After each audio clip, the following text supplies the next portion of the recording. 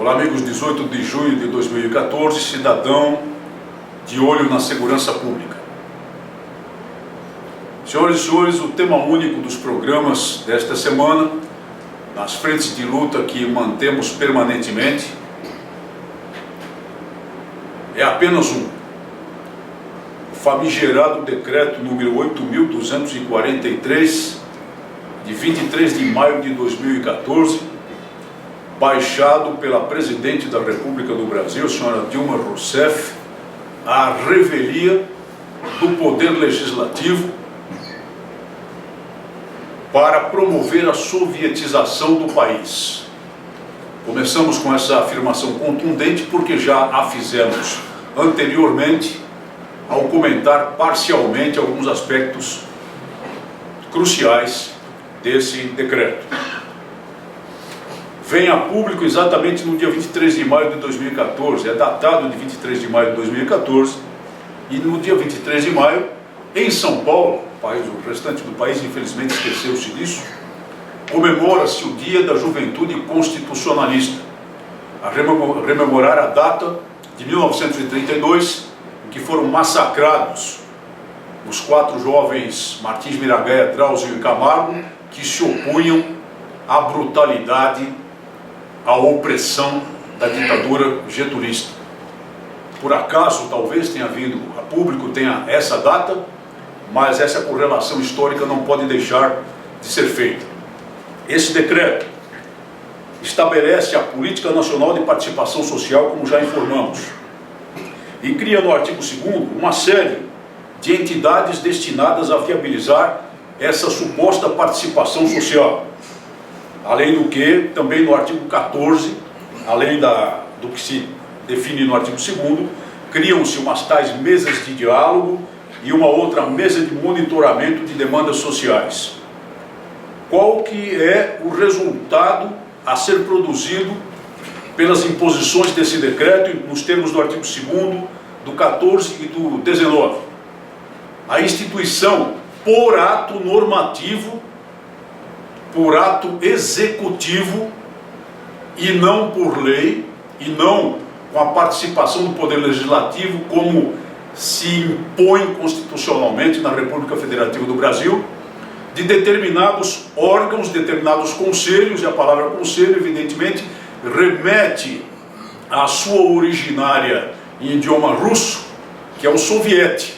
A palavra soviete é uma transliteração do russo soviet, cujo significado essencialmente é conselho, e tenta enfiar goela abaixo do país um dispositivo de conselhos nos âmbitos municipal, estadual, no âmbito da União, agregados a todos os órgãos públicos do Poder Executivo, agregados a todo o sistema decisório político do país, de modo decisivo e frequentemente de modo decisório também, de modo deliberativo e impositivo. Vejam, por exemplo, uma das pérolas do decreto, quando se trata, por exemplo, das chamadas mesas de diálogo do artigo 14, que no parágrafo único estabelece que as mesas de diálogo, criadas para o aperfeiçoamento das condições e relações do trabalho, deverão preferencialmente ter natureza tripartite, de maneira a envolver representantes dos empregados, dos empregadores e do governo, ou seja, suprimindo a instância determinada pela estrutura constitucional brasileira e pela legislação infraconstitucional, que é a Justiça do Trabalho, e criando, portanto, um poder judicial paralelo no país. Bastaria isso para que se verificasse a inconstitucionalidade e o verdadeiro sentido desse decreto. Mas esses conselhos, encastelados nos órgãos públicos, serão indicados a dedo, escolhidos a dedo pelo Poder Executivo, sem que haja uma lei, sem que haja uma norma efetivamente examinada pelo Poder Legislativo, votada pelo Poder Legislativo, a disciplinar a formação, a constituição e a necessária eleição democrática de qualquer conselho que se forme no país, à semelhança de outros que já funcionam com base em lei.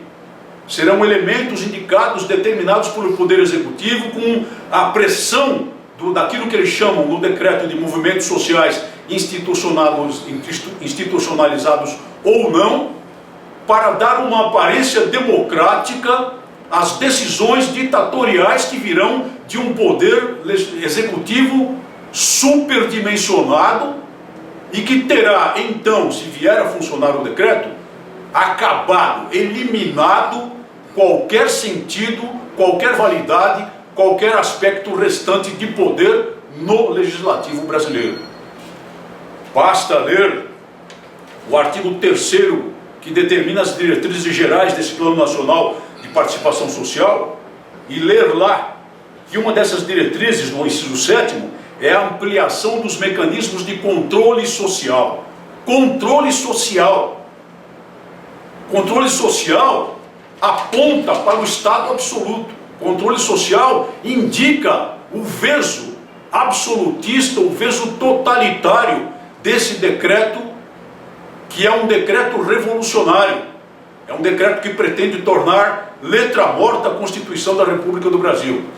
E é claro, quem serão os controlados socialmente? Os controlados socialmente serão vocês, a senhora, o senhor, seremos nós, que nos atrevemos ainda a nos opor ao veso totalitário, ao veso ditatorial do atual poder, que só podemos interromper exatamente denunciando o que está acontecendo e evitando que aconteça, derrubando esse poder pelas urnas nas próximas eleições, derrubando esse poder de modo institucional nas próximas eleições. Esse decreto é um monstrengo jurídico, um monstrengo pseudo-jurídico, melhor dizendo. Esse decreto é verdadeiramente uma concretização de tudo o que havia no Plano Nacional de Direitos Humanos, versão 3, que o governo não conseguiu levar a cabo, mas agora tenta fazê-lo por meio de um verdadeiro golpe de Estado, traduzido na imensidade burocrática, inutilmente burocrática, mas deliberadamente burocrática, dessa coisa que se produziu lá no gabinete do Palácio nos gabinetes do Palácio do Planalto. Mas observem bem, qual é o órgão estabelecido nesse decreto para levar a cabo, para coordenar, para mandar em tudo isso. Sabem que órgão é esse? A Secretaria-Geral da Presidência da República. E ao ler os dispositivos de vários artigos em que se estabelece o poder total do sistema, a Secretaria-Geral da Presidência da República, já se percebe claramente de onde veio a inspiração disso, a orientação disso e onde foi gestado isso.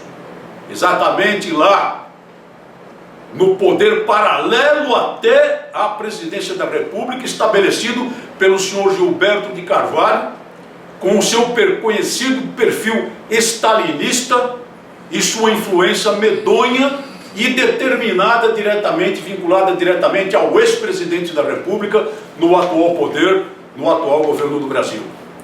Todo o poder seria conferido nesses termos e todo o controle desse sistema aparentemente democrático a essa figura stalinista muito bem conhecida. E é claro que esses sovietes só seriam os sovietes como foram na União Soviética, nada mais do que a aparência de participação democrática para conestar, para pôr em execução as ordens emanadas do dispositivo de poder verdadeiro, dispositivo de poder central, que nos tempos da União Soviética era o Partido Comunista da União Soviética, era o Comitê Central do Partido Comunista da União Soviética. Havia até um tal de Soviético Supremo, que seria algo parecido com as casas legislativas que temos no Estado Democrático de Direito. Nominal também, porque não servia para outra coisa senão para conestar o que era decidido pelo Comitê Central do Partido Comunista e depois enviado como ordem aos sovietes territoriais, aos sovietes regionais, aos sovietes locais. E esses cumpriam exatamente aquilo que lhes era mandado. Claro, poderia haver alguma voz discordante em algum soviete distante naquelas imensidões, regional ou local, sem dúvida nenhuma, se manifestava até em uma ou outra reunião discordando de uma posição e de uma decisão, por exemplo, de planos quinquenais em matéria econômica adotada pelo Comitê Central do Partido Comunista da União Soviética. Só que esse discordante, na mesma noite, na madrugada seguinte, recebia a inevitável visita, primeiro da Tcheka, depois do NKVD, de acordo com a passagem do tempo, e depois da KGB, e desaparecia, tragado pelos subterrâneos do Gulag, que matou, que fez desaparecer, que torturou, que tornou escrava uma gigantesca nação artificialmente formada a partir da vitória bolchevique de 1917, da União das Repúblicas Socialistas Soviéticas. É isso que queremos para o país? Senhora, senhor, insurja-se contra isso. Use de todo o seu poder de influência na sociedade para denunciar a realidade que existe por trás deste documento verdadeiramente ditatorial. A notícia, em uma matéria do jornalista Carlos Chagas, que aliás é um jornalista de esquerda também, no dia 12 de junho, de que teria sido tomada a decisão pela Presidente da República de retirar o decreto em razão da oposição do Poder Legislativo. Se isso acontecer, será uma demonstração de independência e de soberania do Poder Legislativo, de que até duvidamos, porque as pessoas que dirigem esses poderes são associadas ao atual poder. Mas, por outro lado, existe a certeza também de que, se for retirado, será no bojo de um acordo político para receber, nos mesmos termos do Poder Executivo, um projeto de lei que aí sim seria, então, processado naturalmente pelo Poder Legislativo, a dar roupagem democrática para esta tentativa de golpe de Estado. Mas vamos continuar atentos para levar ao seu conhecimento e para denunciar o que ocorre.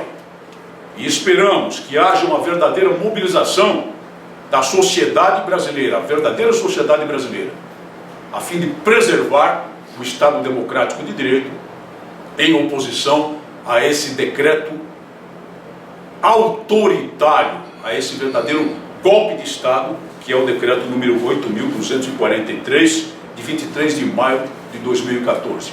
Que vá para a lata de lixo da história. Isso afeta a segurança pública? Sem dúvida nenhuma que afeta a segurança pública, sob o ponto de vista de que o dispositivo de segurança pública e tudo que existe no Estado Democrático de Direito, tudo que reflete e constitui o Estado Democrático de Direito, depende de um documento essencial, a Constituição da República. E a Constituição da República está, por meio dessa tentativa, desse decreto ditatorial, sendo ameaçada seriamente pelo atual poder.